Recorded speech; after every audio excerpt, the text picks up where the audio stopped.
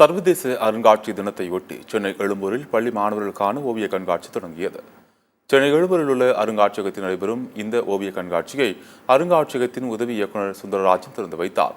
தொடர்ந்து செய்தியாளர்களை சந்தித்த அவர் அருங்காட்சியகத்தின் முக்கியத்துவத்தை மக்களுக்கு எடுத்துரைக்கும் வகையில் இந்த ஓவிய கண்காட்சி துவங்கப்பட்டுள்ளதாக குறிப்பிட்டார்.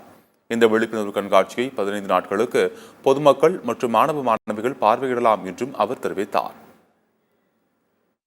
மே 18 உலகம் முழுவதும் உள்ள அருங்காட்சியகங்களில் அருங்காட்சியக தினமாக 1977ஆம் ஆண்டு முதல் கொண்டாடப்படுகிறது.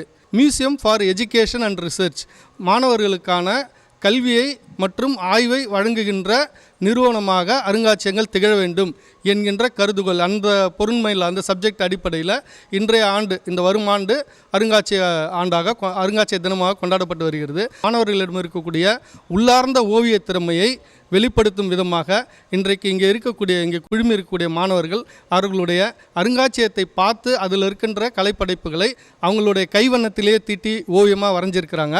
அதை தான் இங்கே கண்காட்சிக்கு வைக்கப்பட்டிருக்கு. இந்த பிக்சர்ஸ்லாம் ஆல்ரெடி இங்கே வச்சுருந்த பிக்சர்ஸு அதை பார்த்து நாங்கள் வரைஞ்சிருக்கோம். இன்றைக்கி இன்டர்நேஷ்னல் மியூசியம் டேன்றதுனால நாங்கள் வரைஞ்சதை இங்கே காட்சிப்படுத்தியிருக்கோம்.